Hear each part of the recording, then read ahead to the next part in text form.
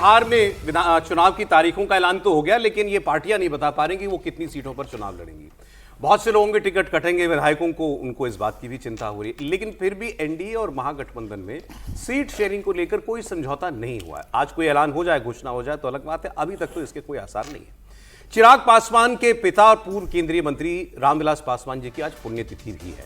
चिराग पासवान ने उनको श्रद्धांजलि दी और इसके बाद उन्होंने अपने पिता को याद करते हुए कहा कि वो कहा करते थे कि जीना है तो मरना सीखो, कदम कदम पर लड़ना सीखो। आज हर आदमी कविता ही कह रहा है। चिराग पासवान ने कहा कि अगर वो लड़ते नहीं तो कठिन हालात से बाहर निकलते नहीं। अब इसका बैकग्राउंड ये है कि ये कठिन हालात एनडीए में चिराग पासवान की वजह से ही बने हुए हैं।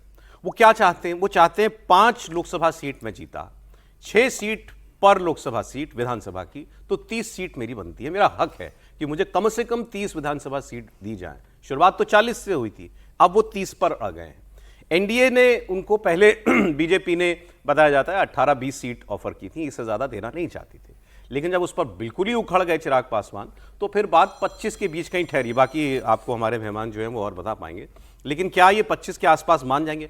जितनी सीट चिराग पासवान को मिलेगी उससे कम पर राजी नहीं होना चाहते जीतन राम मांझी और उपेंद्र कुशवाहा, या वो उसके कंपैरिजन में एक सम्मानजनक समझौता चाहते हैं। तो ये अभी सारी कठिनाइयां हैं। अब चिराग पासवान ने आज क्या कहा है, और बोलने से भी कई बार अंदाजा लगता है तेवर कैसे हैं, सुनते हैं। मेरे नेता हर मंच से इस बात को कहते थे, आप उनकी पार्लियामेंट की स्पीचेस हों उसको सुने, आप उनके हर मंच पर दिए हुए भाषणों में सुनेंगे, कुछ बातें थी जिसको निरंतरता पे वो जनता के बीच बताने का कार्य करते थे, जिनमें से उनकी ये कुछ पंक्तियां हैं जिन्होंने हमेशा मुझे प्रेरणा दी है। जब जब कठिन दौर से मैं गुजरा हूँ तब तक उनकी यही पंक्तियों ने मुझे ताकत दी है। जुल्म करो मत, जुल्म सहो मत, जीना है तो मरना सीखो, कदम कदम पर लड़ना सीखो। अगर मैं लड़ता नहीं तो उन विपरीत परिस्थितियों से बाहर नहीं निकलता। आप संभवतः इसके कई राजनीतिक मायने निकालने का प्रयास कर रहे होंगे, पर मेरे लिए इनके राजनीतिक मायनों से ज़्यादा मेरी पिता के द्वारा दी गई वो शक्ति है जिसने हमेशा मुझे कठिन समय में हिम्मत बांधने का काम किया। बिल्कुल ठीक कहा चिराग पासवान जी ने। उनकी बातों का राजनीतिक मायने तो निकाले ही जाएंगे। मैं अब जीतन राम मांझी जी की बात भी आपको सुनवा देता हूं। उन्होंने एनडीए पर दबाव डालने के लिए एक बड़ा स्टेटमेंट दिया। उन्होंने कहा कि अगर उनकी मांग नहीं मानी गई तो उनकी पार्टी एक भी सीट पर चुनाव नहीं लड़ेगी, लेकिन वो एनडीए में बने रहेंगे। मांझी कह रहे हैं कि वो 20 सीट मांग चुके हैं पहले भी। उन्होंने आज कहा कि वो अपनी पार्टी को, हमको मान्यता दिलाने के लिए इतनी सीटों की मांग कर रहे हैं। कैमरे पर बयान देने के बाद जीतन राम मांझी ने एक ट्वीट भी किया। उन्होंने भी एक कविता कही है। हम सबके बीच में कविवर जो हैं प्रोफेसर साहब ही हैं, तो वो कविता ये पढ़ेंगे आपके लिए। जीतन राम मांझी जी का स्टेटमेंट है, तो सुना दीजिए। अभी आपके पार्टनर को मैंने बोल दिया है कि सीट का कोई हमारे यहाँ झगड़ा नहीं है। हम मान्यता प्राप्त होने लायक सीट मांग रहे हैं कि इतना सीट मिले जिससे कि मान्यता प्राप्त हमारी हो जाए बिहार विधानसभा में।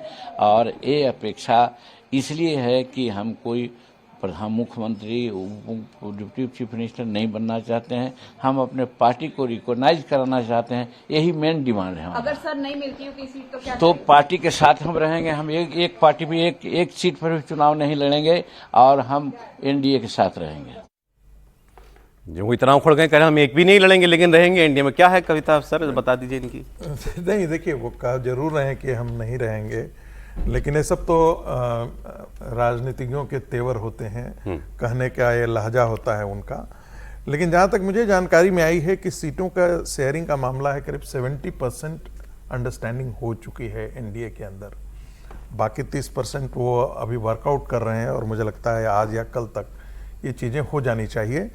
लेकिन कल तक जानकारी थी जो मुझे सूत्रों के अनुसार कि 70% सीटों का तालमेल आपस में एनडीए में हो गया, एनडीए के अंदर हो गया। सर 70% का तो हमेशा रहता है, वो मामला 30% का ही होता है। नहीं, ये कविता, इस कविता के बाद भी आप कह रहे हैं समझौता हो गया। एक सुबह एक कविता मुझे बिहार से ही एक बीजेपी के एक नेता ने भेजा है, और ये जीतन राम मांझी जी का ट्वीट है। हो न्याय अगर तो आधा दो, यदि उसमें भी कोई बाधा हो तो दे दो केवल 15 ग्राम, रखो अपनी धरती तमाम। अच्छा, हम HAM है। हाँ। जो दिनकर ने पंक्ति लिखी थी उसमें हम है, इन्होंने HAM देवनागरी शब्द। हिंदी का शब्द इसमें है, हम वही खुशी से खाएंगे, परिजन पे असी न उठाएंगे। क्या बात तो जो है। अंतिम बात उन्होंने कही कि हम रहेंगे एनडीए में, रहना तो मजबूरी है।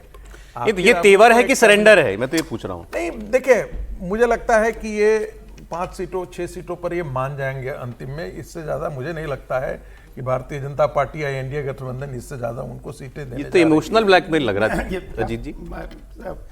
मतलब बाकी चीजें ठीक है उनकी, लेकिन 5-6 सीट पर नहीं मानेंगे, और 5-6 सीट पर मनाने की कोशिश भी नहीं हो रही है। अब मामला तो भारतीय जनता पार्टी की तरफ जहां तक हमको जानकारी है, आखिरी ऑफर 9 सीट का है। 9 सीट तक भारतीय जनता पार्टी उनको देने को तैयार है, और वो डबल डिजिट में जाना चाहते हैं। और इसका कारण ये है कि चिराग पासवान आज डील कर रहे हैं कि हमको 24 से 25 सीट उनको दिया जा रहा है, और उस पर राजी नहीं हो रहे हैं वो, कि 30 से कम नहीं चाहिए। और वो इसलिए क्योंकि उनके पास 5% पासवान का वोट है, और वो होल्ड करते हैं कि हम होल्ड करते हैं। हालांकि पोस्ट इलेक्शन तमाम सर्वेज में ये है कि 55 से 60% पासवान उनको वोट करता है, मतलब उस तरह से होल्ड नहीं करते हैं 70 से 80%। देखिए पिछली बार जो वोट उनको आया था 5.3% वोट आया था, 5.3% वोट था जो लोजपा 137 सीटों पर लड़ी थी। लेकिन वो वोट सारे उनके नहीं थे, वो भारतीय जनता पार्टी के भी ऐसे वोट थे जो जेडीयू को नहीं जाता है वोट, और भारतीय जनता पार्टी के कैंडिडेट थे हर जगह।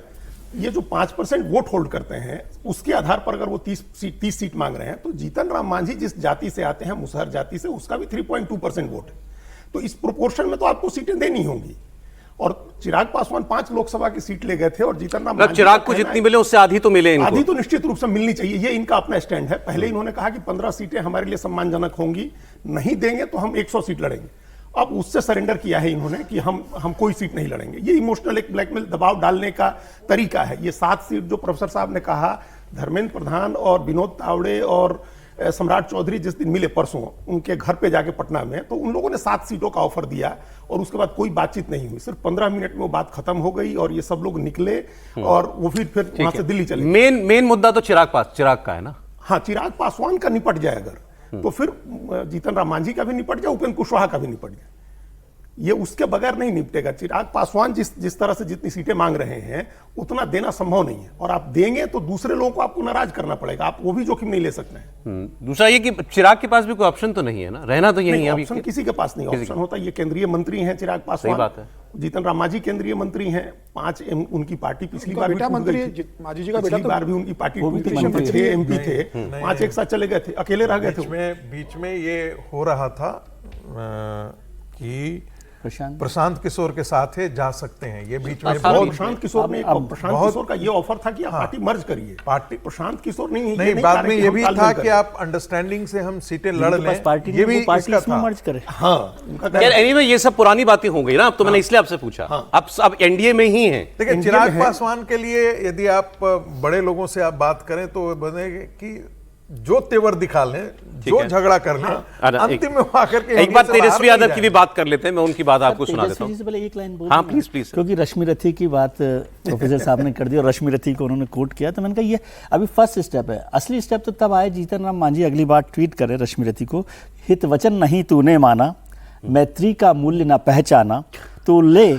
मैं भी अब जाता हूं, अंतिम संकल्प सुनाता हूं, याचना नहीं अब रण होगा, जीवन जया की मरण होगा। ये नहीं होने वाला। जब याचना के बाद का है ना, ये कृष्ण ने बोला, ये होना नहीं बोला था, लेकिन कृष्ण गए, कृष्ण की भूमिका में नहीं है। नहीं तेवर की बात हो रही है। तेवर की बात है कि वो वहां तक तो नहीं जाएंगे, क्लियर है।